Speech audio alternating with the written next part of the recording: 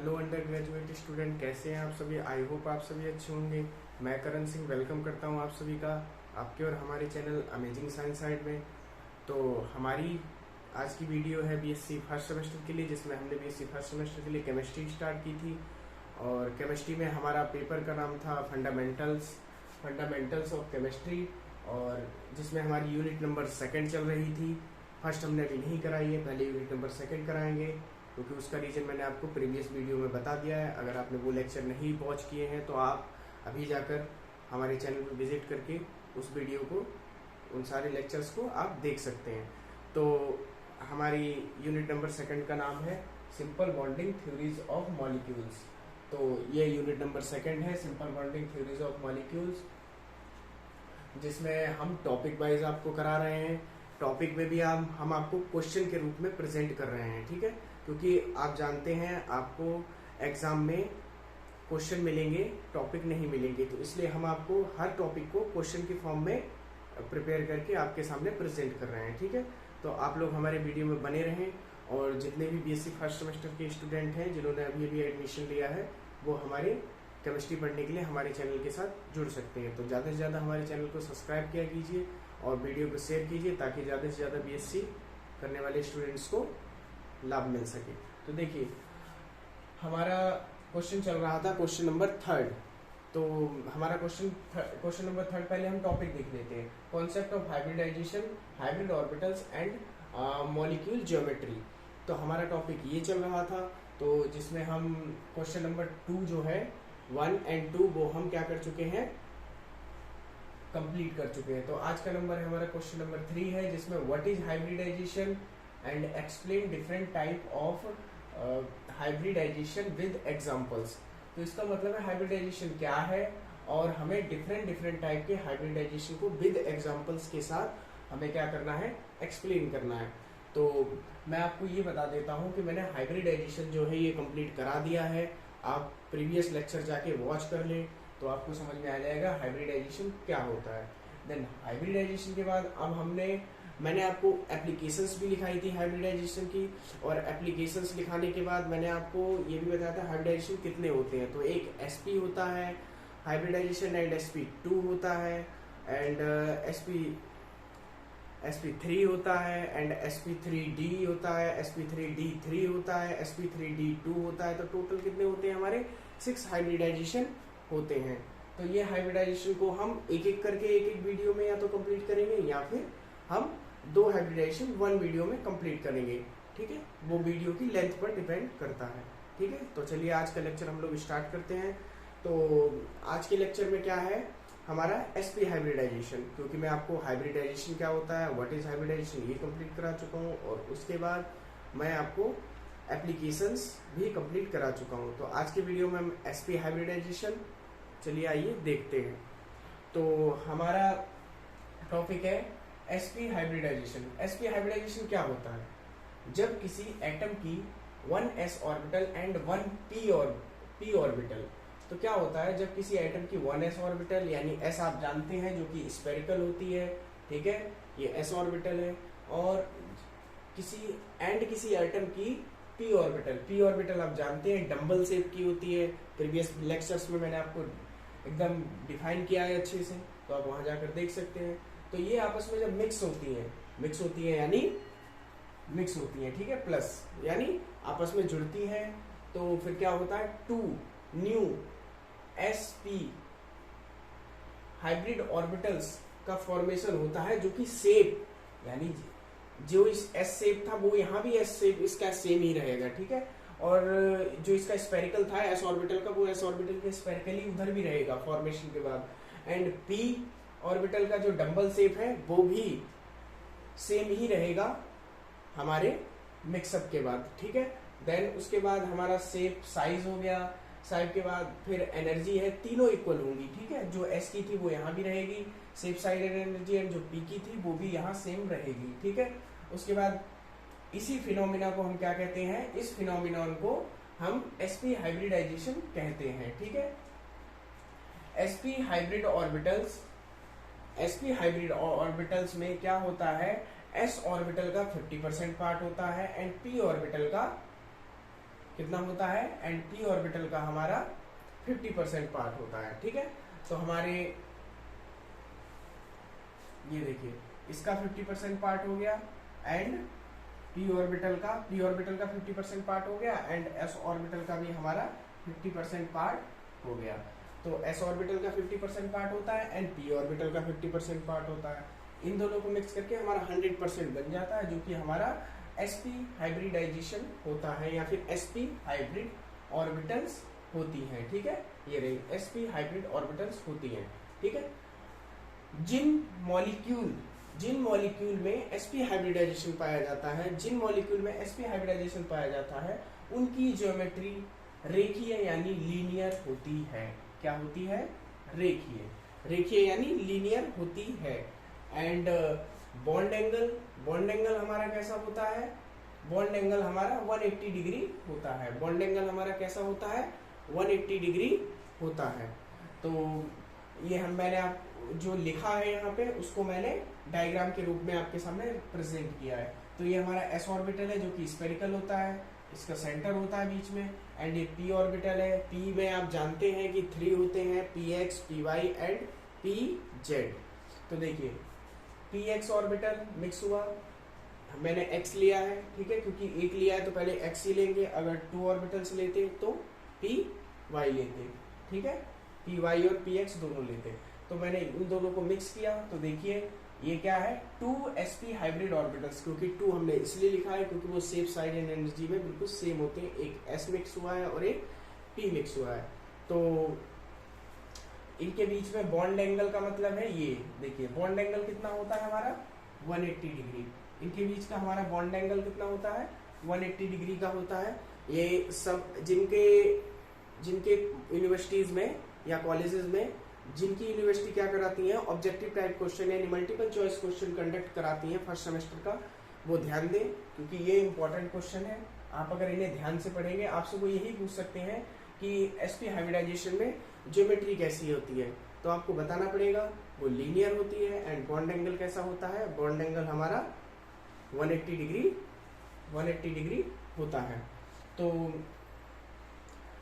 ये सब आप समझ गए होंगे आशा करता हूँ। चलिए मैं स्क्रीन छोड़ देता हूँ, आप लोग स्क्रीनशॉट ले लीजिए, फिर इसके बाद इसके एग्जाम्पल समझेंगे, एंड एग्जाम्पल समझने के बाद हम उसका भी एक्सप्लेनेशन समझेंगे। चलिए मैं स्क्रीन छोड़ देता हूँ, आप नोट कर लीजिए।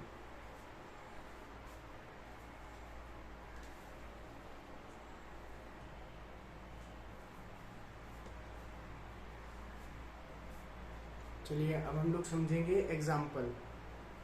तो एग्जाम्पल हमने क्या लिया है? एग्जाम्पल हमने लिया है बेरिलियम क्लोराइड। तो हमने बेरिलियम क्लोराइड एग्जाम्पल लिया है जिसका फॉर्मूला होता है BeCl2।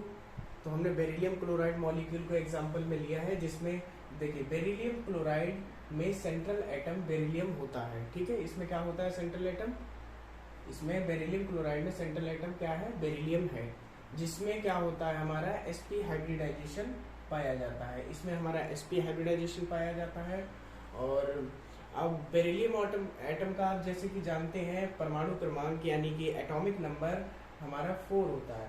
तो इसका हम इलेक्ट्रॉनिक कॉन्फ़िगरेशन लिखेंगे। कॉन्फ़िगरेशन मतलब इलेक्ट्रॉनिक विन्यास लिखेंगे इसका। ठीक है, तो देखिए इलेक्ट्रॉनिक कॉन्फ़िगरेशन इसका क्या होगा? इसमें 1s2 and 2s2 and 2p। देखिए ये जो 1 एंड 2 एंड 2 होते हैं, ये क्या करते हैं? ये हमारे प्रिंसिपल क्वांटम नंबर यानी n को रिप्रेजेंट करते हैं, जो कि हमारी प्रिंसिपल क्वांटम नंबर n को रिप्रेजेंट करते हैं, जो कि प्रिंसिपल क्वांटम नंबर ये बताती है कि हमारा जो इलेक्ट्रॉन है वो किस ऑर्बिट में है। तो ये सेकेंड ऑर्बिट में गया तो है, बट इसके पास इतने इलेक्ट्रॉन नहीं है, क्योंकि आप जानते हैं सेकेंड ऑर्बिट में कितने होते हैं? सेकेंड ऑर्बिट में यहाँ पे हमारे 2p2 होने चाहिए थे, 2p6। सेकेंड ऑर्बिट में हमारे 8 इलेक्ट्रॉन्स होते हैं। ठीक है, क्योंकि फर्स्ट ऑर्बिट में 2 होते हैं, क्योंकि आप जानते हैं जैसे कि ये फॉर्मूला होता है इलेक्ट्रॉन्स को निकालने का। तो फर्स्ट ऑर्बिट में हमारे कितने हो गए? ये हमारे फर्स्ट ऑर्बिट में हमारे हो गए 2, एंड सेकेंड हमारा ये किस ऑर्बिट में जा रहा है? सेकेंड में। तो सेकेंड ऑर्बिट में हमारे कितने होने चाहिए? टोटल 8 इलेक्ट्रॉन्स, जो कि आप जानते हैं ऑर्बिट मैंने आपको फर्स्ट लेक्चर में बताया था। ठीक है, तो ये हो गया इसका तरीका। तो देखिए जैसे कि आप जानते हैं सेकंड ऑर्बिट में हमारे 8 इलेक्ट्रॉन्स होते हैं, जिसमें से 2 तो हैं एस में, लेकिन पी में हमारे 6 होने चाहिए थे, लेकिन यहाँ पे इलेक्ट्रॉन ही नहीं है क्योंकि इसका एटॉमिक नंबर कितना है हमारा 4। तो यहाँ पे पी जो है वो वैकेंट यानी खाली रहेगा। ठीक है, तो चलिए हम इसको फिल कर लेते हैं।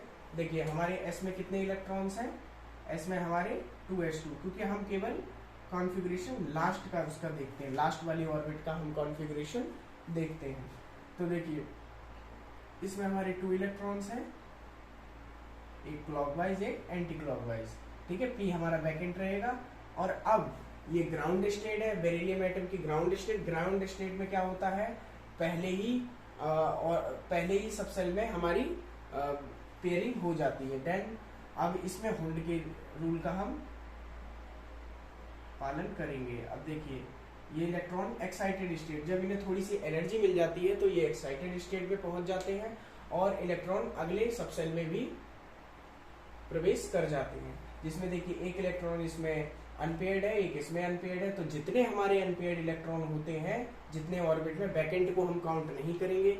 यहाँ पे एक एस का वैकेंट है और एक पी का वैकेंट है, दोनों मिलके क्या बने हमारे sp हाइब्रिडाइजेशन। इससे प्रूव होता है कि बेरिलियम क्लोराइड जो है वो हमारा उसमें sp हाइब्रिडाइजेशन पाया जाता है। तो आप अगर sp हाइब्रिडाइजेशन को पढ़ेंगे तो उसमें आपको पता चल जाएगा कि अब इसका स्ट्रक्चर भी आपको पता चल जाएगा, जो कि अभी मैं इसके नीचे इसका एक्सप्लेनेशन करूंगा। जो मैंने ये कराया है आपको, ये हम मतलब रिटर्न में भी इसको समझेंगे और रिटर्न में समझने के बाद इसका जो है नीचे स्ट्रक्चर भी हम फॉर्मेशन कराएंगे। ठीक है, स्ट्रक्चर को भी बनवा कर आपको दिखाते हैं। चलिए आप इसे नोट कर लीजिए, मैं स्क्रीन छोड़ देता हूँ, फिर इसके बाद हम इसके स्ट्रक्चर को समझते हैं।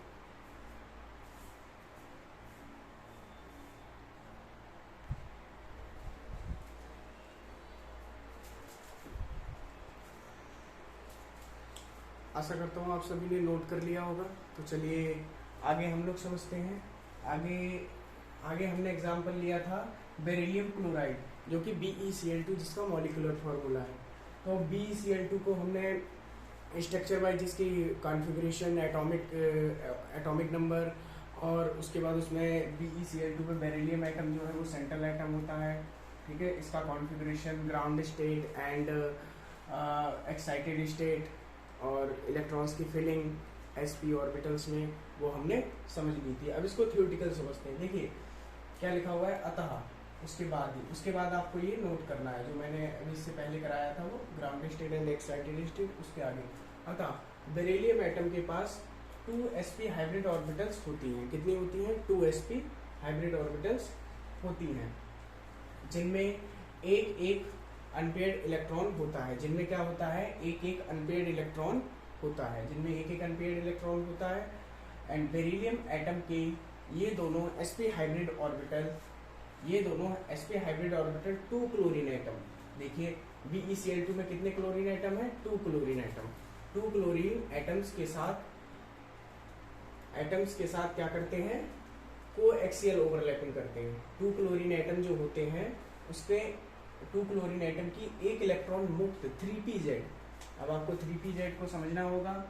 अगर आप क्लोरीन का इलेक्ट्रॉनिक कॉन्फ़िगरेशन लिखेंगे तो क्लोरीन नंबर कितना होता है, इसका एटॉमिक नंबर होता है 17। तो जब इसका आप इलेक्ट्रॉनिक कॉन्फ़िगरेशन लिखेंगे तो उसमें कॉन्फ़िगरेशन में क्या होगा कि लास्ट में जो 3pz होगी उसमें एक इलेक्ट्रॉन, एक इस क्लोरीन एटम का, इसका भी 17, दोनों क्लोरीन एटम है तो उनके 17 ही होंगे।